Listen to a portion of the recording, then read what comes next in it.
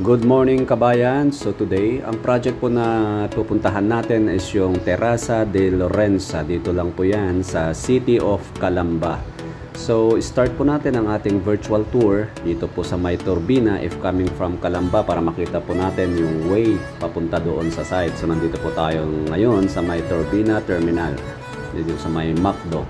So, konting kwentuhan lang po muna tayo para magka-idea din yung mga prospect buyers, mga interested clients kung ano yung mga commercial establishment on our way sa site. So, ito may Shakey's dito sa May Turbina, Barangay Milagrosa.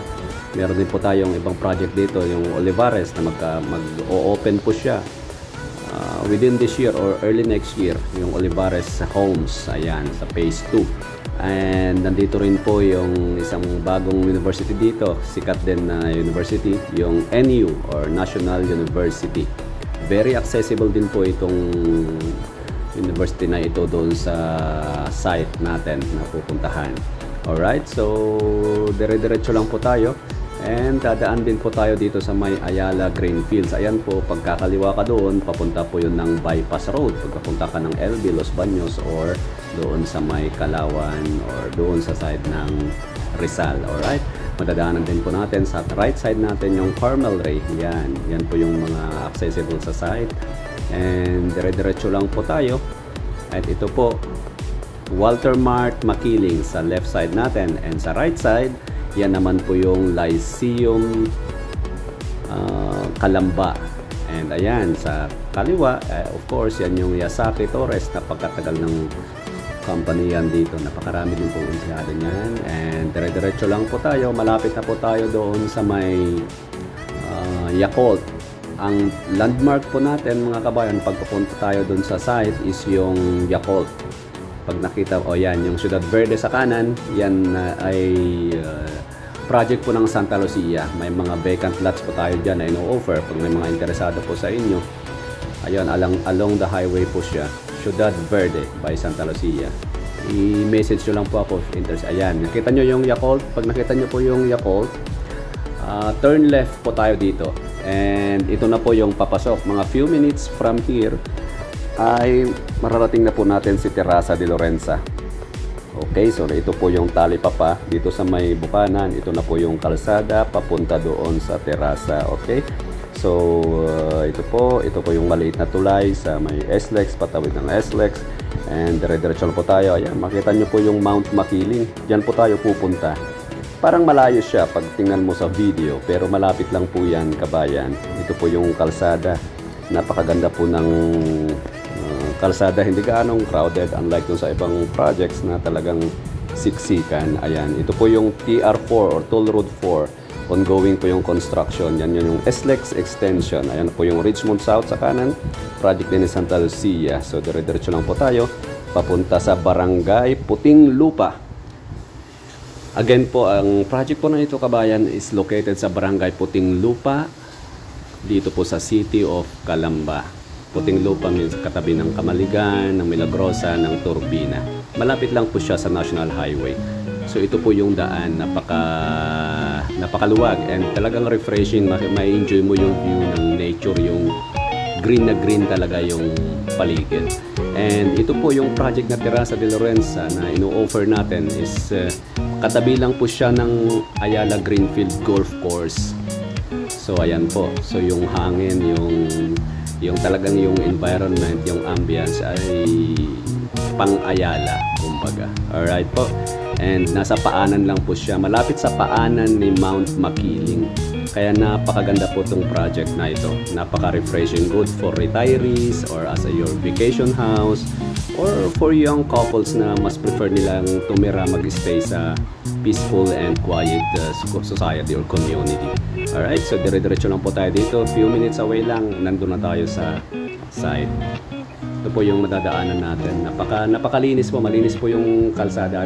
Again, never po itong binaha. Hindi po ito babahayin. Flood free, guaranteed. Ito na po yung ating Terraza de Lorenza, mga kabayan, sa left side. And sa harapan, yan po yung Mount Makiling. Napakalamig po dito sa lugar na ito. Maganda yung klima, yan.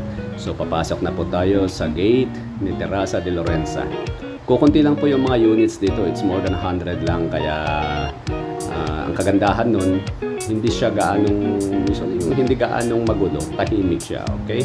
Ito na po yung loob ni Terraza de Lorenza. And pupuntahan po natin yung ino-offer nating ready for occupancy na unit. And aside from that, meron din pong mga pre-selling units. So ito po yung mga Amara Townhouse, Amara model.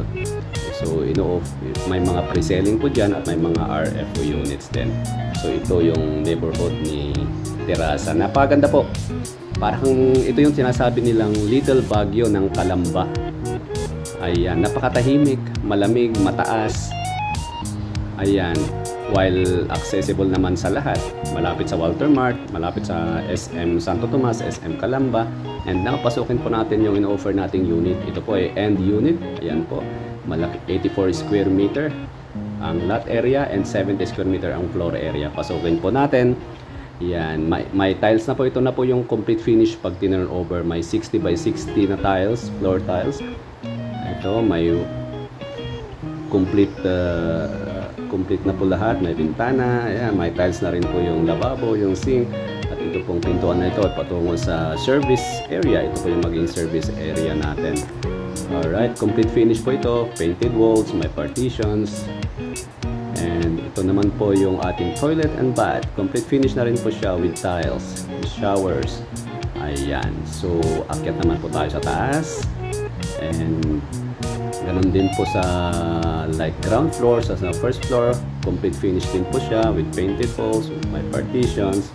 And okay, silipin po natin yung mga kwarto ni Terraza ni Amara Townhouse.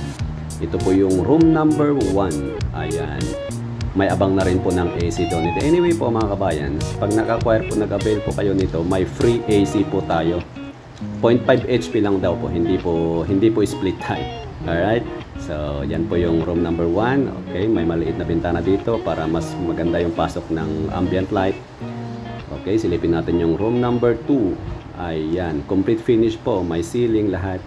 Ganito na po yung turnover. Ito na po yung mismo yung turnover unit.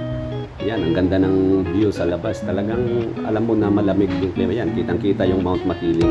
Itong unit na ito, katabi po mismo ng amenities na basketball court. So, napakaganda po nito. Alright? And ito naman po yung toilet, yung common toilet and bath sa first floor. Complete finish din po siya. So, yan po yung loob ni Amara Townhouse. Complete finish, ready for occupancy. Alright po? So, nakita na po natin. And ito, isang kunting ikot sa loob. Ayan, yung view. Yan po yung magigisnan nyo sa umaga at makikita nyo araw-araw. Di po ba napakatahimik? Kitang-kita mo na talagang iba yung ambience. Ayan. Napaligiran ka ng, kita mo yung ng bundok, mga punong kahoy. Para kang nasa probinsya, pero nasa loob ka ng syudad. Yan. So again, ito po ang Terraza de Lorenza. Ang TCP po nito is 2.6 sa pre-selling sa regular unit and 3.6 sa end unit yung pinasok natin kanina. Alright po, if interesado kayo, mag-message lang po kayo sa akin at gagabayan ko po kayong makamtan or makuha. I-assist ko kayong makuha ng inyong dream investment sa real estate. So ayan po yung mga slideshow ng nakunan nating picture. Yan yung kwarto. Napakaganda po, diba? Alright, so ayan po and thank you for watching. Ako nga po pala si Mr. Regiland Dicho Bulagay, PRC Accredited Real Estate Salesperson, rehistrado sa DSOT at your service po.